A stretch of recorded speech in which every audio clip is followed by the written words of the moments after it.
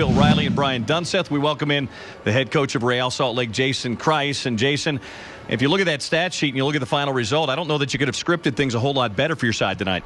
No, really pleased with the performance, and I think the guys just got out there and competed tonight. I don't think the soccer was always quite as nice as I would have liked it to have been, especially in the first half. We had a hard time, I think, stringing passes together and getting ourselves calmed down and into a good rhythm. But, you know, all in all, score 2 goals, get a shutout, get 3 points. At home against a very good Seattle side. I'm quite pleased. Jason, you just said it, really choppy first 45 minutes. You saw a big battle in that midfield third, but how important was it to get that goal right before that halftime whistle? Yeah, that's a big one for us, really big for us. I think just to help build some momentum and to go into the locker room with some confidence and know that we can come out in the second half with a 1-goal lead. I think typically when our team is at our best, we handle things very well with a lead.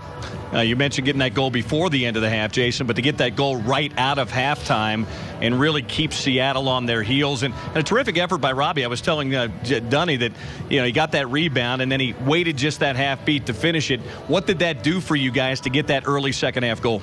Again, I think it's just the goals at the right time mean a lot. To come out of the halftime and build some more momentum. I think we're a little bit fortunate, to be honest. Robbie probably should have scored the first attempt, and then Sabo misses a shot and it falls right to Robbie. But as you said, he's done really well to score the second attempt, and I think from there on out, I think we had a pretty clean night.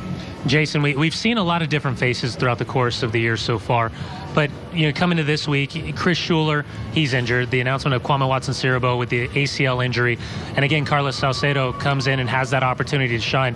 How important is it for when these players have this opportunity, they really take it and run with it? Yeah, it's critical. You know that you're going to go through a long season. You know that a lot of guys are going to get opportunities, and you're hopeful that a high percentage of them are going to take advantage of their opportunities and do well. And Carlos certainly fits that bill. He's played, I think, 3 or 4 matches now for us and done very well in all of them. So really pleased at the development of Carlos. We've had him in our camp now for right at a year. And I think it's pretty amazing what he's done and how he's developed and come along, because he played a great game tonight. 5-0-1 on this homestand, Jason, if you factor in the U.S. Open Cup matches as well. How do you feel your team took advantage of this home stretch with the break mixed in? Really well. Really well. I mean, that's exactly what you're looking for.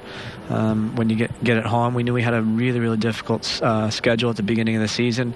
A lot of people jumped off the bandwagon at that point, thinking that we weren't going to be capable of doing what we have in the past years. But now we get at home and put some points in our pocket, and hopefully we're going to ride this momentum and this confidence for the rest of the season.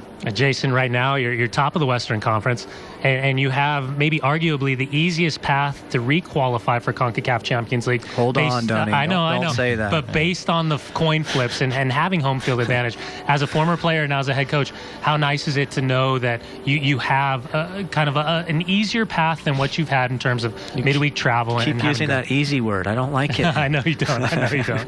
No, Donnie, we feel good about it. And as we said, you know, before we even came into this tournament, before we looked at who we were playing or where we were playing, we decided that we were going to be able to take a more aggressive approach to it this year.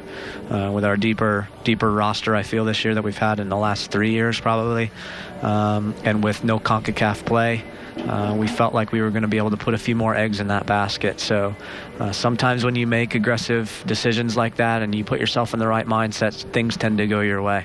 And certainly the coin flips have gone our way, and we'll hope that they continue. I mean, we've got a big match on Wednesday, and we're not going to be taking it lightly, as folks know. Jason, at least for now, you sit atop the Western Conference table. That thud you felt, everybody jumping back on the bandwagon again. Yeah, it tends to be like that, but we know in the locker room, we've been through this enough times that we know that the truth is always somewhere in between. It's never as bad as people say, and it's certainly never as good as people say. So we will stay even-keeled, and we will continue to try to improve, because there's a lot of improvement still to be had.